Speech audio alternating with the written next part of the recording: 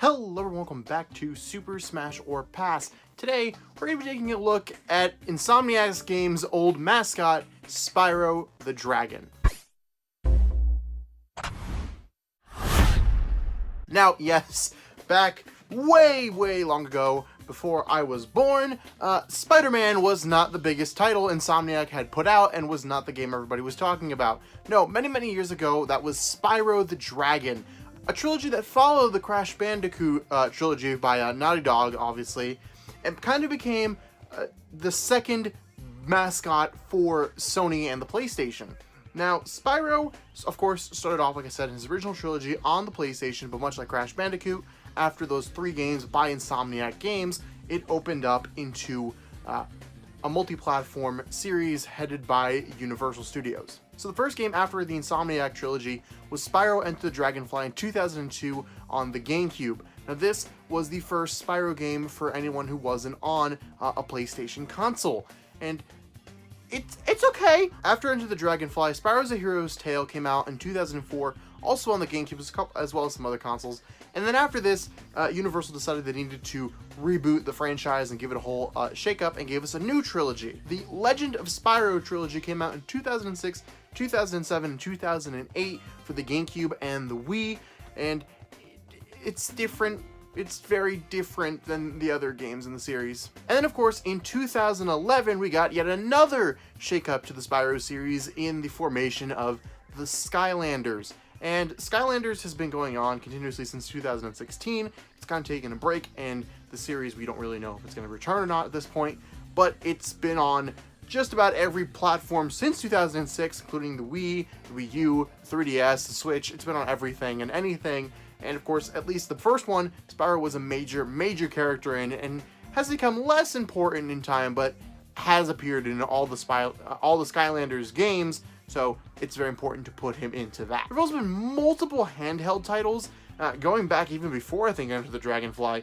And I don't feel like I need to cover each and every one individually here on the channel today, because there's just so many. It's very similar to the Crash Bandicoot, and I can give you a rundown in the description if you'd like, but it's not really something that I think we need to cover. There's been tons of them, and Spyro has been multi-platform for a very long time, very much like his counterpart Crash Bandicoot. So Spyro has a pretty defined moveset from his games, especially if you're going to pull from the original trilogy. You know, you have the rush, the running thing, you have the fire breath, you have all this stuff. And then if you go into other games like Enter the Dragonfly, for example, you also have ice breath, you have the bubble breath, you have the electric breath. So Spyro's very clearly defined his moveset and what he would be able to do.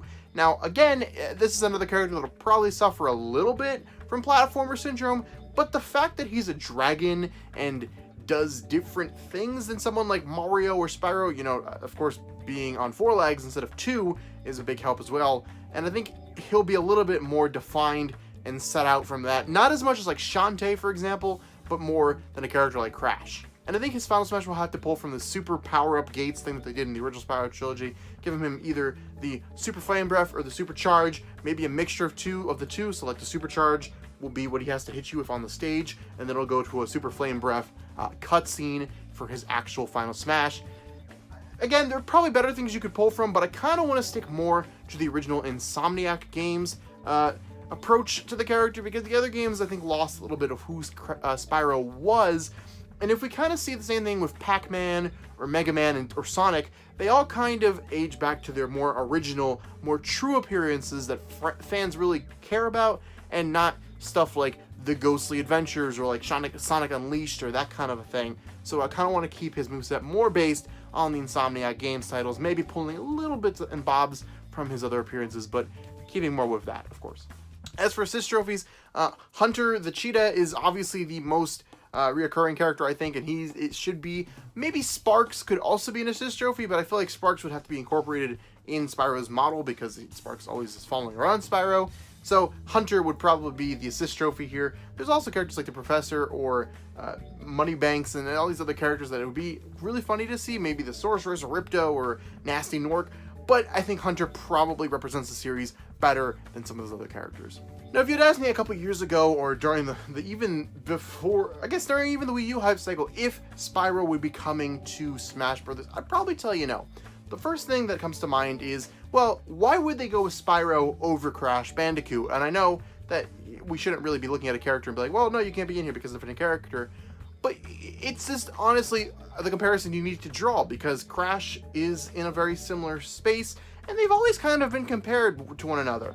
So if they were gonna go with a PlayStation mascot, they'd probably go with Crash and not Spyro, seeing as both the companies are owned by the same thing. In fact, I could even see like Crash getting in and Spyro being an assist trophy for that reason.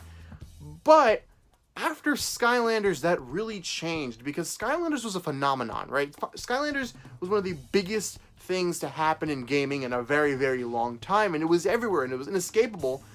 And it seems like a series that should get representation in Smash Brothers. So who do you go from Skylanders? Who do you choose? Because the Skylanders have tons and tons and tons of characters, and they're all equally as important, but also equally as unimportant. You know, what makes a stealth elf stand out more than an eruptor? You know, it's not really characters that are universally known. You know they're from Skylanders, but not all the characters are universally known. Except Spyro. Spyro was the one character, I guess Crash also eventually became a Skylander, but come on. Spyro is the one character that stands out from that. And if you're gonna pull from something, you're gonna pull Spyro. I highly doubt Stealth Elf or Shroom Boom are gonna be in Smash Brothers. It just doesn't seem likely to me. Maybe as assist trophies, but Spyro's the character they would choose, and because of that, I could see it being a thing that happens. Although I really do think what's holding Spyro back is the Ignited Trilogy. Now, as of right now, there are no plans for the Ignited Trilogy to make their way over to Switch. Although it is important to note the game has been delayed, and that could entail a Switch port coming. Although, if we're going to be honest here, a Switch port's probably going to happen, because we did see this exact same thing happen with the N'Sane Trilogy, because it didn't arrive anywhere but PlayStation for a while, and then eventually made its way over to the Nintendo Switch.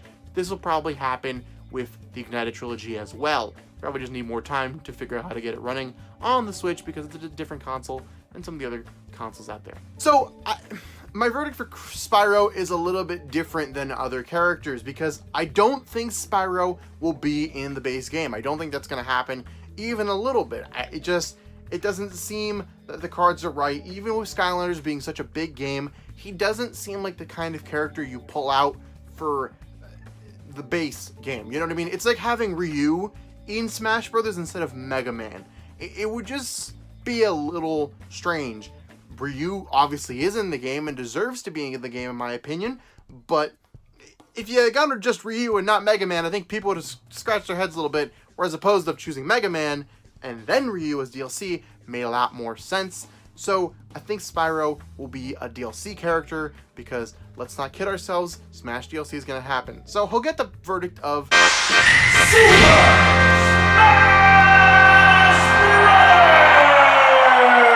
But it is notable that I am not saying that for the base roster. I am saying that specifically as a DLC character. Now that's just my verdict. Let me know in the poll as well as down in the comments below.